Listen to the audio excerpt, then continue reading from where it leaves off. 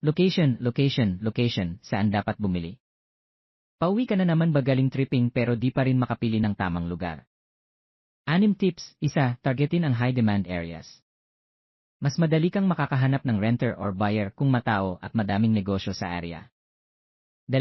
Suriin ang access sa transportasyon at establishments. Malapit ba sa public transport, schools, hospitals, at malls? Laking dagdag value yan. 3.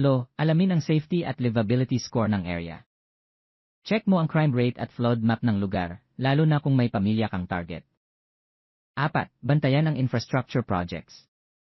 Yung lugar na malapit sa bagong gawing roads, bridges. LRT may mataas na appreciation potential. 5. Consider emerging hotspots. Subukan mo rin sa Laguna, Cavite, Pampanga, Cebu at Davao. 6. Actual visit, hindi lang online. Punta ka mismo sa site sa magkaibang oras ng araw para makita ang traffic, noise at actual vibes. Alam mo na ba ang e-perfect spot mo? I-share mo ang insights mo sa comments.